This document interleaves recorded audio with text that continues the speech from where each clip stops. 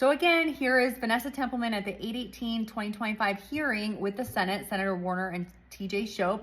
Vanessa is the Inspector General of Arizona AZ Access, or the OIG, Office of Inspector General. Okay, so she's talking about credible allegation of fraud, and she goes through this like it's an easy process. First of all, it's not. So go ahead and listen to her talk, and then I'm going to talk.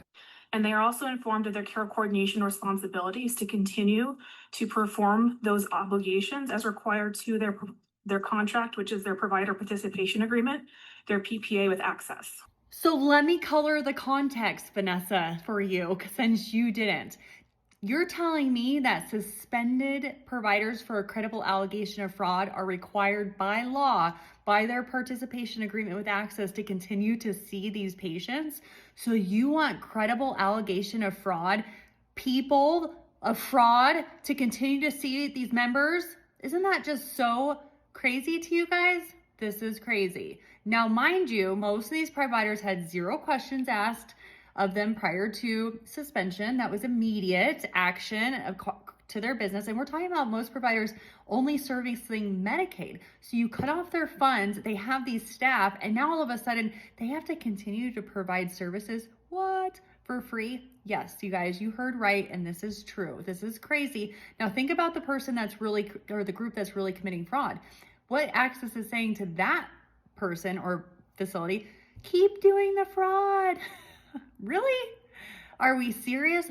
Also, why would we want people who are really dangerous committing fraud to continue to see these vulnerable people? Isn't that just insane? And then you take the innocent provider who didn't actually commit fraud and you just, let's just say, destroyed their lives, right? And now you're saying continue to see our patients because it's part of our agreement, or we're going to take legal action against you. Can you guys imagine? This is happening to thousands of providers.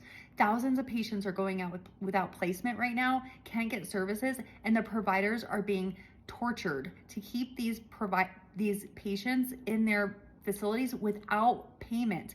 Active providers, even providers that are not suspended, are being threatened with legal action if they aren't seeing their patients, even though they are not being paid. Insane. That's the context, Vanessa. Not your context, lady.